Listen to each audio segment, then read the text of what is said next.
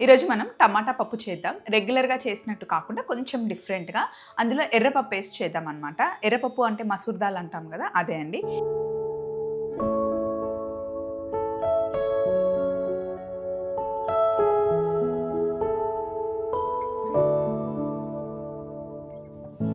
ఇదిగోండి. ఫస్ట్ ఒక కప్పు కందిపప్పు తీసుకున్నాను. అలాగే ఎర్రపప్పు.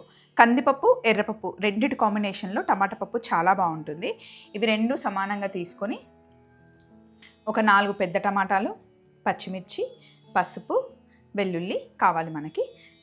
కుక్కర్‌లో కందిపప్పు ఒక కప్పు, ఎర్రపప్పు ఒక కప్పు వేసి వీటిని మంచిగా ఒక 2 సార్లు బాగా వాష్ చేయాలి. ఇలా పప్పు కడిగిన తర్వాత పప్పు మునిగేంత వరకు నీళ్లు పోసుకోవాలి. ఇప్పుడు ఇందులో పచ్చిమిర్చి, కాస్త పసుపు, టమాటాలు, అలాగే వెల్లుల్లి వేసిన తర్వాత కొంచెం ఒక టీ స్పూన్ నూనె వేసేసి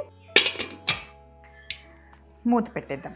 ఈ పప్పు కాస్త పల్చగానే ఉంటుంది. రెగ్యులర్‌గా టమాటా పప్పు చేసుకునేంత గట్టిగా ఉండదు. కాస్త పల్చగా ఉంటుంది, బాగుంటుంది. ఇప్పుడు కాస్త చిన్న మంట పెట్టేసి 3 విజిల్లు రానిద్దాం. కుక్కర్‌కి 3 విజిల్లు వచ్చాయండి. ప్రెషర్ పోయింది. ఓపెన్ చేద్దాం. స్టవ్ ఆన్ చేసి ఇక్కడ కూడా స్టవ్ ఆన్ చేద్దాం. ఇందులో కొద్దిగా నూనె, తాలింపుకి సరిపడా, అలాగే చింతపండు నానబెట్టుకున్నాను. ఈ గుజ్జు ఇక్కడ కొంచెం వేసేస్తున్నాను.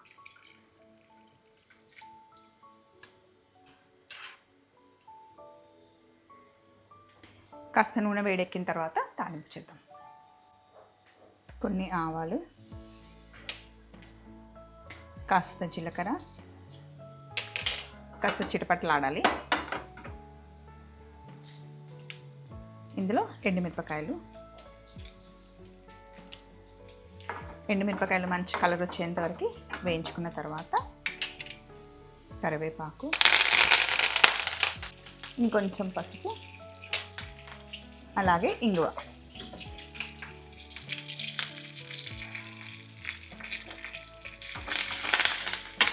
తాలింపులోనే మనం కారం వేసుకుంటున్నాం. పప్పులో మనం పచ్చిమిర్చి వేసాం, తాలింపులో కారం వేస్తే బాగుంటుంది. కాస్త వేగిన తర్వాత ఇప్పుడు తాలింపు చేసుకొని కొంచెం వాటర్ వేద్దాం.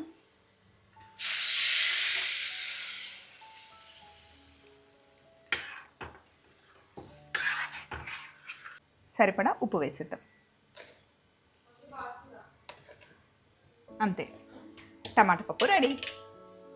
ఒక ఉడికొస్తే సరిపోతుంది. ఇలా ట్రై చేయండి, డెఫినెట్గా నచ్చుతుంది. చలో మరి మళ్ళీ ఇంకొక రెసిపీతో కలుసుకుందాం. బాయ్.